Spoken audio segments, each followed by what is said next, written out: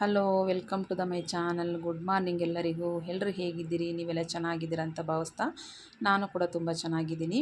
ಬನ್ನಿ, ಇವತ್ತು ಈ ಸುಡು ಬಿಸಿಲಿಗೆ ಒಂದು ತಂಪು ತಂಪು ಕೂಲ್ ಆಗಿರೋಂಥ ಒಂದು ಡ್ರಿಂಕ್ಸ್ ಮಾಡೋಣ.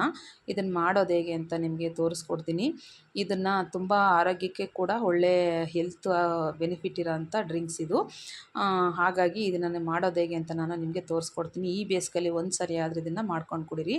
ಯಾಕಂದರೆ ಬೇಸಿಗೆ ಅನ್ನೋದಕ್ಕಿಂತಲೂ ಆರೋಗ್ಯಕ್ಕೂ ಕೂಡ ತುಂಬ ಒಳ್ಳೆಯದು. ನಾನಿಲ್ಲಿ ಬಳಸಿರೋಂಥ ಪದಾರ್ಥಗಳು ತುಂಬ ಆರೋಗ್ಯಕ್ಕೆ ಇಂಪಾರ್ಟೆಂಟ್ ಆಗಿರೋಂಥದ್ದನ್ನ ಬಳಸಿದ್ದೀನಿ. ಇದನ್ನು ಮಾಡೋದು ಹೇಗೆ ಅಂತ ಈಗ ನೋಡೋಣ ಬನ್ನಿ.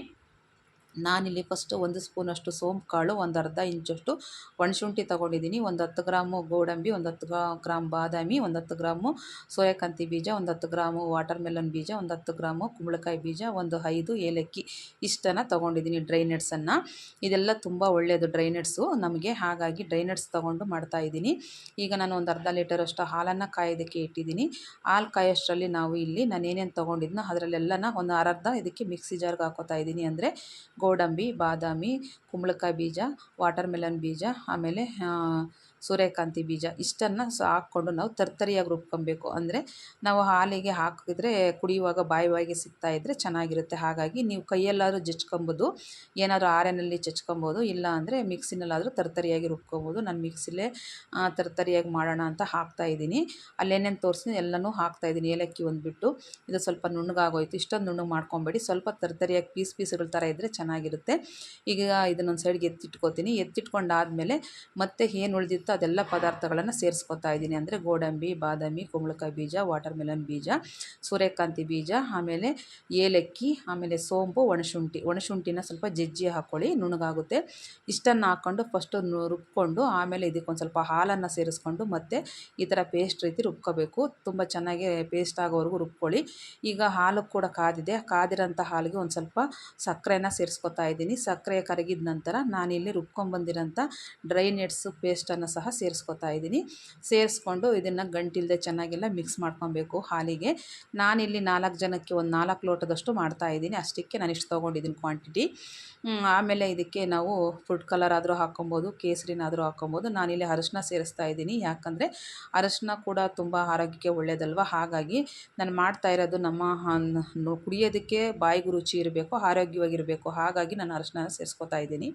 ಸೇರಿಸ್ಕೊಂಡು ಇದನ್ನು ಈ ಥರ ಕುದಿಸ್ಬೇಕು. 1-2 ಕುದಿ ಬರೋವರೆಗೂ ಇದನ್ನು ಚೆನ್ನಾಗಿ ಕುದಿಸ್ಕೊಬೇಕು. ಇದನ್ನೆಲ್ಲ ಕುದಿಸ್ಕೊಂಡಾದ ನಂತರ ನಾವು ಏನು ತರ್ತರಿಯಾಗಿ ರುಬ್ಕೊಂಡ್ಬಂದಿರೋಂಥ ಡ್ರೈ ನಟ್ಸ್ ಇದೆಯೋ ಅದನ್ನು ಇದಕ್ಕೆ ಸೇರಿಸ್ಕೊಬೇಕು. ಅದನ್ನು ಹಾಕಿದ ಮೇಲೆ ಸ್ಟವನ್ನು ಆಫ್ ಮಾಡ್ಕೊಬೇಕು. ಆಫ್ ಮಾಡಿಕೊಂಡು ಇದನ್ನೆಲ್ಲ ಸೇರಿಸ್ಕೊಂಡು ಚೆನ್ನಾಗಿ ಮಿಕ್ಸ್ ಮಾಡ್ಕೊಳ್ಳೋಣ. ಚೆನ್ನಾಗೆಲ್ಲ ಮಿಕ್ಸ್ ಮಾಡಿಕೊಂಡು ಆದಮೇಲೆ ಇದು ರೆಡಿಯಾಗಿ ಹೋಗುತ್ತೆ. ರೆಡಿ ಆದಮೇಲೆ ಇದನ್ನು ತಣ್ಣಗಾಗೋದಕ್ಕೆ ಬಿಟ್ಬಿಡೋಣ. ನಾವು ಇದರ ಬಿಸಿನಲ್ಲೇ ಕುಡಿಬೋದು, ಇಲ್ಲಾಂದರೆ ಚಿಲ್ ಮಾಡ್ಕೊಂಡು ಸಹ ಕುಡಿಬೋದು. ನಾವು ಚಳಿಗಾಲದಲ್ಲಾದರೆ ಈ ಥರ ಬಿಸಿನೇ ಕುಡಿಕೋಬೋದು. ಇವಾಗ ಬೇಸಿಗೆ ಆಗಿರೋದ್ರಿಂದ ಸ್ವಲ್ಪ ನಾವು ಇದನ್ನು ಚಿಲ್ ಮಾಡಿಕೊಂಡು ಕುಡಿದ್ರೆ ತುಂಬ ಚೆನ್ನಾಗಿರುತ್ತೆ. ನೋಡಿ, ಈಗ ತಣ್ಣಗಾಗೋದಕ್ಕೆ ಬಿಟ್ಟಿದ್ದೆ, ಹೀಗೆಲ್ಲ ತಣ್ಣಗಾಗಿದೆ. ಇವಾಗ ಚೆನ್ನಾಗಾಗಿದೆ. ಇದನ್ನು ಡ್ರೈ ನಟ್ಸ್ ಕುಲ್ಫಿ ಅಂತಂದೇಳಿ, ಕುಲ್ಫಿನ ಎಲ್ಲ ಫ್ರೂಟ್ಸಲ್ಲೂ ಡ್ರೈ ಫ್ರೂಟ್ಸಲ್ಲೂ ಎಲ್ಲ ಮಾಡ್ತಾರೆ. ಆದರೆ ನಾನು ಮಾಡ್ತಾ ಇರೋದು ಡ್ರೈ ನಟ್ಸಲ್ಲಿ ಮಾಡ್ತಾಯಿದ್ದೀನಿ. ಯಾಕಂದರೆ ನಟ್ಸು ತುಂಬ ಒಳ್ಳೆಯದು ಆರೋಗ್ಯಕ್ಕೆ. ಹೆಣ್ಮಕ್ಳಿಗಂತೂ ಎಸ್ಪೆಷಲಿ ಗರ್ಭಕೋಶದ ಪ್ರಾಬ್ಲಮ್ ಇರೋರಿಗೆ, ಪೀರಿಯಡ್ಸ್ ಪ್ರಾಬ್ಲಮ್ ಇರೋರಿಗೆ, ಥೈರಾಯ್ಡ್ ಪ್ರಾಬ್ಲಮ್ ಇರೋರಿಗೆ ಡ್ರೈ ನಟ್ಸನ್ನು ತಿನ್ನೋದಕ್ಕೆ ಹೇಳ್ತಾರೆ. ನಾವು ಅದನ್ನು ಈ ರೀತಿಯಲ್ಲಿ ಮಾಡ್ಕೊಂಡು ಕುಡಿಯೋದ್ರಿಂದ ನಮಗೆ ಆರೋಗ್ಯಕ್ಕೆ ತುಂಬ ಬೆನಿಫಿಟ್ ಇದೆ ಅಂತ ಹೇಳ್ಬಿಟ್ಟು ನಾನು ಡ್ರೈ ನಟ್ಸಲ್ಲಿ ಕುಲ್ಫಿ ಮಾಡಿ ನಿಮಗೆ ತೋರಿಸ್ತಾ ಇದ್ದೀನಿ. ಈಗ ಇದನ್ನು ನಾನು ಫ್ರೀಝರಲ್ಲಿ ಒಂದು 10 ನಿಮಿಷ ಇಟ್ಟುಬಿಟ್ಟು ಇದನ್ನು ಕುಡಿಯೋದ್ರಿಂದ ತುಂಬ ಚೆನ್ನಾಗಿರುತ್ತೆ, ಟೇಸ್ಟಿಯಾಗಿರುತ್ತೆ, ಆರೋಗ್ಯಕ್ಕೆ ಕೂಡ ತುಂಬ ಒಳ್ಳೆಯದು. ಹಾಗಾಗಿ ನೀವು ಒಂದು ಸತಿ ನಾನು ತೋರಿಸ್ಕೊಟ್ಟಿರೋ ರೀತಿಯಲ್ಲಿ ನೀವು ಕೂಡ ಮಾಡ್ಕೊಂಡು ನೋಡಿ, ಹೇಗೆ ಬಂತು ಅಂತ ನನಗೆ ಕಮೆಂಟ್ ಬಾಕ್ಸಲ್ಲಿ ತಿಳಿಸಿ. ನಾವು ಹೊರಗಡೆ ತಂದು ಕುಡಿಯೋದಕ್ಕಿಂತಲೂ, ಇಲ್ಲಾಂದರೆ ಬೇರೆ ಏನೇನೋ ಹಾಕ್ಕೊಂಡು ಕುಡಿಯೋದಕ್ಕಿಂತಲೂ ಈ ಥರ ಡ್ರೈ ನಟ್ಸನ್ನು ಉಪಯೋಗಿಸ್ಕೊಂಡು ಮಾಡ್ಕೊಂಡು ಕುಡೀರಿ.